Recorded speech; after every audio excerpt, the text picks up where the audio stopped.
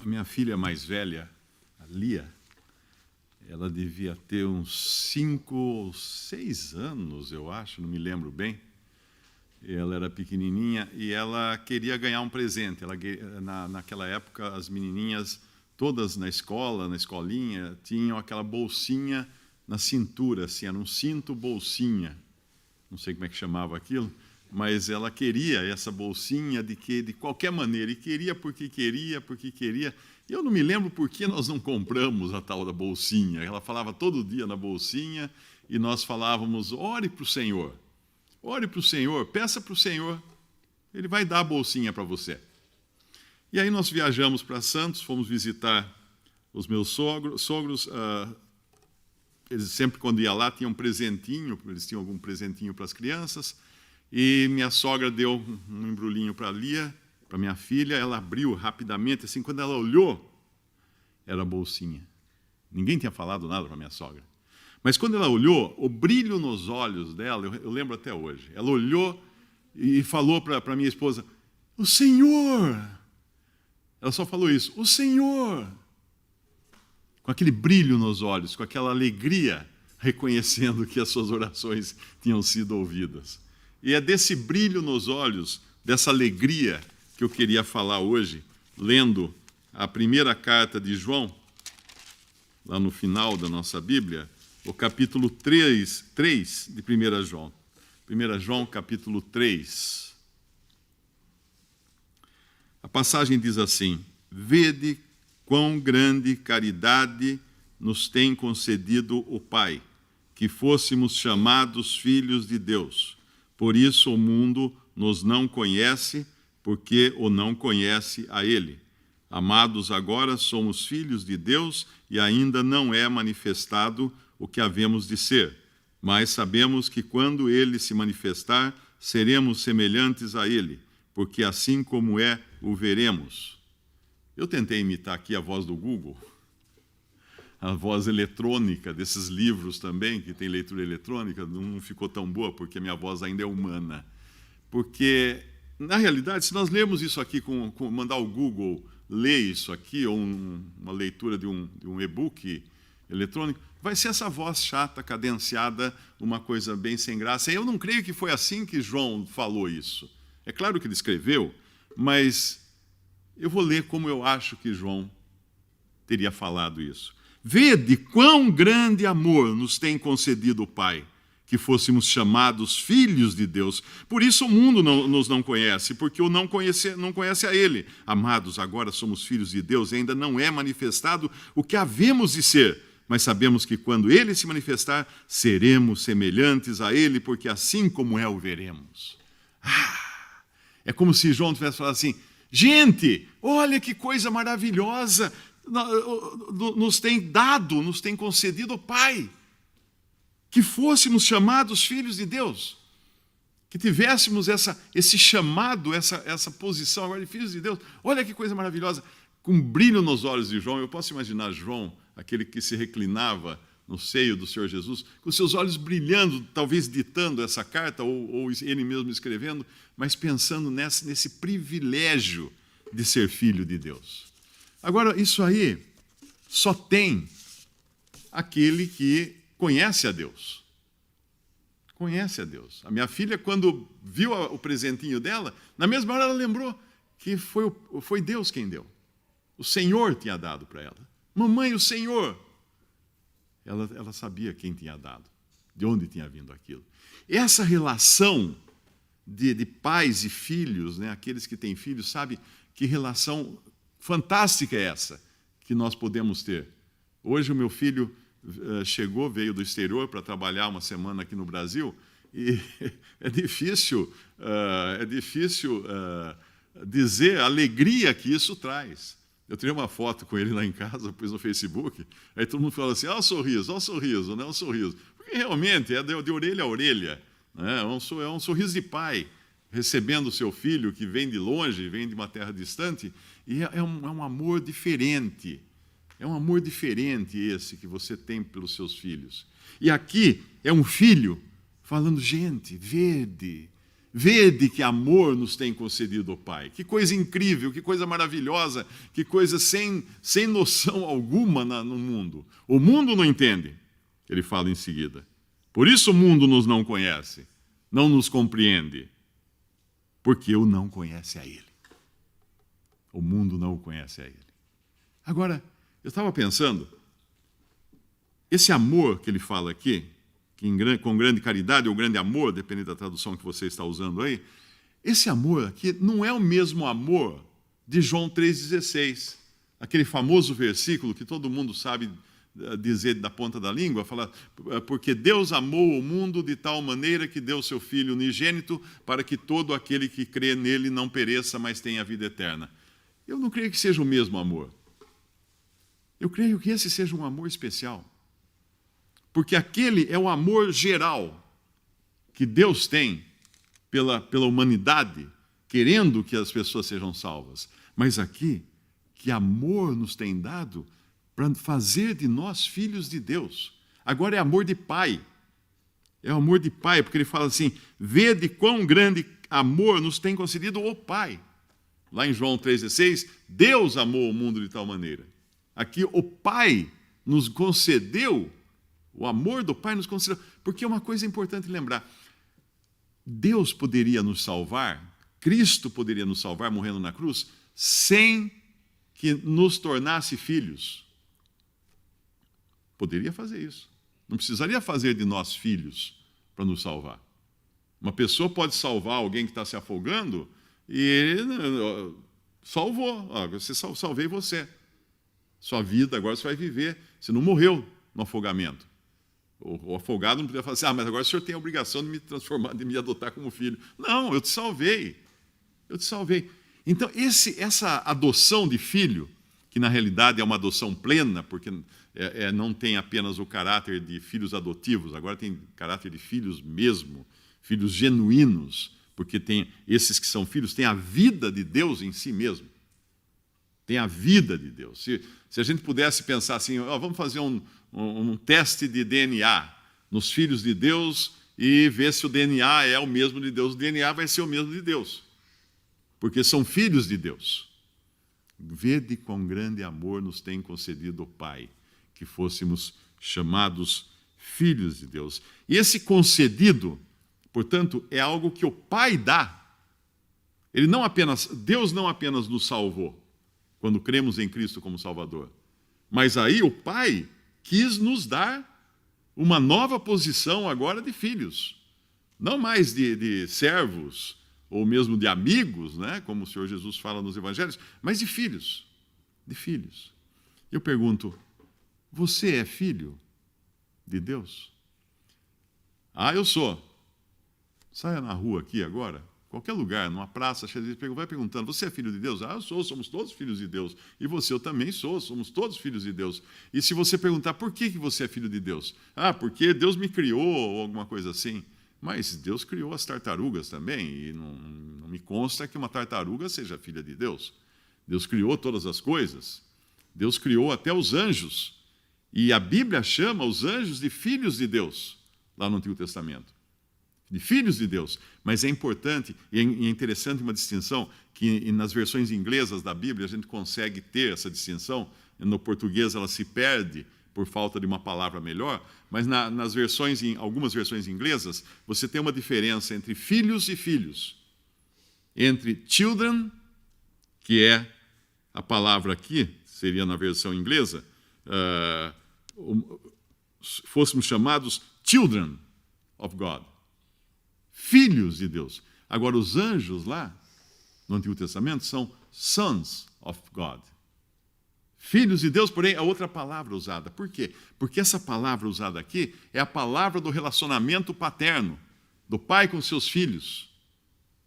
Não simplesmente de crianças de Deus, ou filhos de Deus, no sentido dos anjos. É um relacionamento agora íntimo. É o relacionamento do brilho no olhar. É o relacionamento que o pai tem prazer quando o filho chega em casa de uma viagem de longe. Assim como aquele pai teve prazer na parábola do filho pródigo, quando o filho veio de longe. E o pai correu abraçá-lo. O pai rompeu todas as normas de conduta para um homem sério daquele tempo, porque para ele correr ele precisava puxar a saia para cima. Eles usavam aquela roupa comprida, ele tinha que puxar a saia para cima, mostrar as canelas e sair correndo para dar um abraço no filho. Isso é amor. Esse é o amor que Deus tem por nós. Esse é o amor do Pai pelos que são seus filhos. Agora eu pergunto, você é filho de Deus? Ah, eu sou. Baseado em quê? Fundamentado em quê? Vamos ver uma classe de pessoas na Bíblia que se consideravam filhos de Abraão, que no linguajar judaico daquele tempo era como ter um relacionamento com o pai Abraão, que era o patriarca daquele povo de Israel. Então eles se consideravam filhos de Abraão. Vamos abrir lá em João capítulo 8, uma passagem onde o Senhor Jesus está conversando no templo com um grupo de judeus religiosos que eram, nós sabemos que os judeus sempre foram muito religiosos nesse tempo do Senhor Jesus aqui, eles estavam sempre no templo, era um serviço constante no templo. E quando o Senhor falou para eles que eles tinham que conhecer a verdade, e a verdade libertaria eles, versículo 32 de João 8, fala, conhecereis a verdade vos libertará. Eram duas coisas. Primeiro, conhecer a verdade. Segundo, ser liberto pela verdade. E quando ele fala isso, eles falam, mas somos descendências de Abraão, no versículo 33. Nunca servimos a ninguém. Como dizes tu, sereis livres? Nós não precisamos dessa liberdade que você está falando aí. E no versículo 37 ele fala, bem sei que sois descendência de Abraão. Contudo, procurais matar-me, porque a minha palavra não entra em vós. Eu falo do que vi junto de meu pai, e vós fazeis o que também vistes junto de vosso pai. Espera aí, quem é o pai deles? Vamos continuar lendo para descobrir quem era o pai desses judeus que estavam discutindo com Jesus e querendo matá-lo. Quem era o pai deles? No versículo 39 fala, responderam e disseram-lhe, nosso pai é Abraão. Jesus disse, se fosseis filhos de Abraão, faríeis as obras de Abraão. As obras de Abraão, mas agora procurais matar-me a mim, homem que vos tem dito a verdade, que de Deus tem ouvido. Abraão não fez isto. Vós fazeis as obras do vosso pai. Disseram-lhe, pois, nós não somos nascidos de prostituição, temos um pai que é Deus. Eles acharam que o Senhor estava falando que eles eram bastardos, que eles eram filhos de prostituição, mas não era isso. Era algo muito pior. A posição e a condição em que eles se encontravam. Não eram de filhos de prostituição, que na nossa língua é até um palavrão, não é? Disse-lhes no versículo 42, pois Jesus, se Deus fosse vosso Pai, certamente me amaríeis, pois que eu saí e vim de Deus. Não vim de mim mesmo, mas Ele me enviou. Aqueles que têm a Deus como Pai, amam a Jesus. Têm o brilho nos olhos quando falam dele. Conhecem quem é essa pessoa bendita de Jesus. E no versículo 43, por que não entendeis a minha linguagem? Por não poderdes ouvir a minha palavra. E aí vem o 44, o punch, né? A pancada séria que ele dá naqueles homens religiosos judeus. Vós tendes por pai ao diabo, e quereis satisfazer os desejos de vosso pai. Ele foi homicida desde o princípio e não se firmou na verdade, porque não há verdade nele. Quando ele profere mentira, fala do que lhe é próprio, porque é mentiroso e pai da mentira. Mas porque vos digo a verdade, não me credes. Quem é de Deus, no versículo mais adiante, no versículo 47, ele vai falar, quem é de Deus, escuta as palavras de Deus. Por isso vós não as escutais, porque não sois de Deus. Uma coisa comum, quando você crê em Cristo como seu Salvador, é encontrar pessoas que têm verdadeira aversão contra Deus. Hoje alguém me contou de uma pessoa que conhece, uma professora, e essa professora soltando os cachorros porque algumas pessoas vieram falar de Cristo para ela, e ela indignada, que não existe isso, não existe Deus, não existe Jesus, é tudo bobagem. Ela é uma professora muito sábia, muito entendida, muito culta. Então, isso é coisa de gentalha, crer em Cristo, em Deus, essas coisas, não para uma pessoa culta da capacidade dela. Então, realmente, ela não tem a Deus como pai. Então, quem é o pai dela? Quem é o pai dos que não têm a Deus como pai? Quem é o pai daqueles que não podem dizer assim, eu sou, Deus, o Pai me amou tanto que me tornou seu filho. Quem é? em Efésios 2 responde. Efésios capítulo 2 mostra a condição do ser humano avesso a Deus, longe de Deus. Quando ele escreve para os Efésios já eram filhos de Deus, eram convertidos a Cristo, eram pessoas que tinham já a salvação assegurada pela fé em Jesus e na sua obra na cruz do Calvário. Ele vos vivificou, estando vós mortos, capítulo 2, versículo 1 de Efésios, estando vós mortos em ofensas e pecados, em que noutro tempo antes de vocês se converterem, andaste segundo o curso desse mundo, segundo o príncipe das potestades do ar, do espírito que agora opera nos filhos da desobediência, entre os quais todos nós também antes andávamos, nos desejos da nossa carne, fazendo a vontade da carne e dos pensamentos, e éramos, por natureza, filhos da ira, como os outros também. Se você não é um filho de Deus, você é um filho da ira. É dura a palavra, é dura. Mas ou você está numa condição ou você está em outra condição. E para você se tornar um filho de Deus, somente recebendo a vida divina, esse DNA divino, essa vida que vem de Deus. E para que Deus pudesse não apenas salvar o homem, porque ele poderia salvar o homem sem torná-los filhos de Deus, mas foi como um bônus dado por Deus, essa condição e posição de filho agora. Para que pudesse isso acontecer, alguém tinha que morrer, alguém tinha que pagar o preço, alguém tinha que se colocar na condição de culpado e morrer no lugar do pecador. E foi isso que Cristo fez na cruz do Calvário. Quando na cruz ele foi e enfrentou ali a ira de Deus, todo o juízo de Deus contra o pecado, ele representava ali, ele substituía ali todos os que iriam crer nele como Salvador. Ali ele levava os pecados de todos os salvos. Dos perdidos, não. Tem uma distinção na Bíblia quando fala assim, Cristo morreu por todos. Realmente.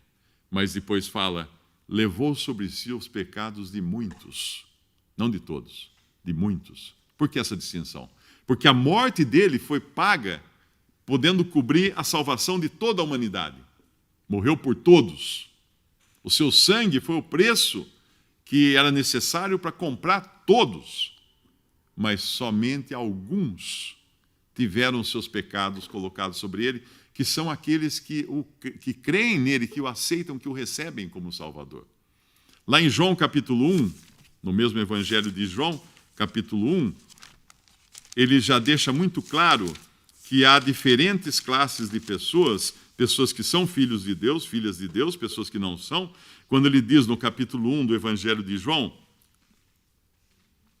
versículo 10, estava no mundo, o mundo foi feito por ele, Jesus, ele está falando de Cristo, Jesus aqui, e o mundo não o conheceu. Por que não o conheceu? Porque o mundo, obviamente, não conhece a Deus, e tem aversão contra Deus, como tinham aqueles judeus que o levaram até a cruz para matá-lo. Veio para o que era seu, no versículo 11, que eram os judeus, o seu povo, e os seus não o receberam. Mas a todos quantos o receberam, deu-lhes o poder, a capacidade, o privilégio de serem feitos filhos de Deus, aos que creem no seu nome, os quais não nasceram do sangue, nem da vontade da carne, nem da vontade do varão, mas de Deus. Uma pessoa que nasce hoje, ela é nascida do sangue, porque ela é filha de um pai e de uma mãe consanguínea, a sua herança, né? Ela traz o DNA do pai e da mãe, ela nasce do sangue. Nem da vontade da carne. Por que da vontade da carne? Porque é de um ato, de uma relação sexual que nasce uma pessoa. Uma pessoa é gerada para depois nascer. E nem da vontade do varão ou do homem. O que é isso? Porque é preciso que o homem e a mulher desejem ter uma cópula, ter uma relação sexual para dar à luz uma criança, para gerar uma criança.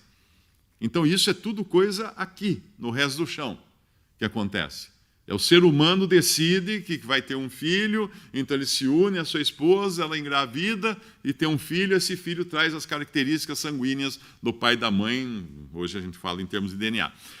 Mas não é esse nascimento. Esse nascimento é o que cria homens naturais, pessoas comuns nesse mundo. Não cria filhos de Deus. Existe um passo a mais para você se tornar um filho de Deus, que é uma coisa sobrenatural. Mas a todos quantos o receberam a Jesus, deu-lhes o poder de serem feitos filhos de Deus, aos que creem no seu nome. Eu pergunto, você já passou por isso? Você já creu no nome do Filho de Deus? Já se tornou um filho de Deus pela fé em Jesus, que morreu por você na cruz e levou os seus pecados, derramou sangue ali para salvar você?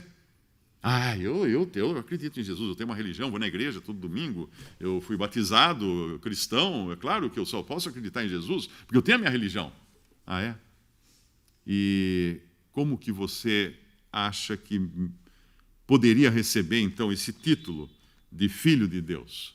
Porque eu indo na missa, eu indo no culto, eu fazendo as minhas obrigações cristãs, ajudando os pobres, dando dízimo, ajudando isso, ajudando aquilo, fazendo isso, tendo uma vida correta, uma vida santa, uma vida boa, então Deus vai olhar para mim, vai ter consideração para comigo e vai, então, me fazer um filho dele. Mas espera aí, você está falando no futuro?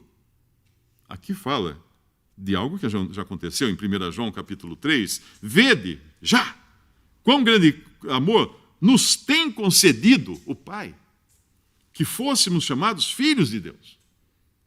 Isso é uma coisa já resolvida. Mas espera aí, resolvida antes até de eu fazer tudo isso que eu tenho que fazer, minhas obrigações cristãs? Ela fica resolvida no momento em que você, voltando lá naquela passagem de João, a todos quantos o receberam, deu-lhes o poder de serem feitos filhos de Deus. Ali não diz a todos quantos foram à missa, quantos foram ao culto, quantos deram o dízimo, quantos andaram de maneira correta na sua vida, quantos pararam de fumar, de beber, de tomar droga, de fazer isso, fazer aquilo, aí se tornaram filhos. Não. A todos quantos receberam Jesus, deu-lhes o poder de serem feitos, nem é de se tornarem por si mesmos, mas de serem feitos por Deus, seus filhos, filhos de Deus. Uma pessoa que acredita que a sua salvação seja por mérito, tipo assim, se eu me esforçar bastante a vida inteira, eu fizer tudo direitinho, eu for uma pessoa religiosa, boa, tiver caridade, amor, ajudar todo mundo, etc, etc, etc, Deus então no final vai me dar a salvação eterna, vai me fazer seu filho. Se você acredita nisso, eu duvidaria de você ter o mesmo brilho no olhar que tem esse João, quando ele fala: uau, gente, que grande amor nos deu o Pai, que fôssemos chamados filhos de Deus. Eu duvidaria que você conseguisse. Eu vou explicar por quê. Se eu trabalho numa empresa, final do mês, eu estou na minha mesa, de repente vem lá o office boy ou alguém que entrega os olerites, né? Passa na minha mesa, joga o olerite na minha mesa. Eu já trabalhei numa empresa, era assim, que chegava lá um envelope com o olerite de cada um. Imagine eu sentado na mesa, é o último dia do mês, ou o primeiro dia do mês seguinte, alguma coisa, não lembro exatamente quanto que pagava, mas vencido o mês, eu abro aquele envelope. Gente, recebi o meu salário! Oh, que alegria! Que coisa maravilhosa! Quão grande amor teve essa empresa por mim que pagou o meu salário! Vocês iam falar, esse cara é louco. Esse cara é louco, endoidou de vez, porque salário é uma obrigação da empresa pagar. Não pode ser uma surpresa, a não ser que você não receba, né? Seja uma empresa caloteira, você está aí meses sem receber, aí sim, mas normalmente, em condições normais de temperatura e pressão, você não se regozijaria de receber o salário. Não, você puxa, recebi, agora preciso pagar minhas contas. Ainda bem que me pagaram agora, porque eu estou com uma coisa para vencer hoje, aqui, ó, uma fatura para vencer hoje. Você não daria pulos de alegria. Não é esse brilho no olhar de que João está falando aqui. Vede, gente, uau, que coisa maravilhosa que Deus nos fez, o seu amor de Deus nos fez filhos de Deus. Porque isso só fala quem nunca teve pai e de repente descobre que agora tem um pai. Metade da população brasileira não tem pai. Não que não tem pai biológico, claro que nasce criança porque tem um pai, né? Mas metade dos lares brasileiros são tocados por mães. Ou mães solteiras, ou mães que foram largadas pelo marido. E eu recebo muito e-mail de jovens, de meninos e meninas, dizendo: eu não conheci meu pai. Eu não conheci meu pai. Isso é uma realidade brasileira, de muitas pessoas que nunca conheceram o pai. Se é a condição essa de algum aqui, eu diria: tem um pai.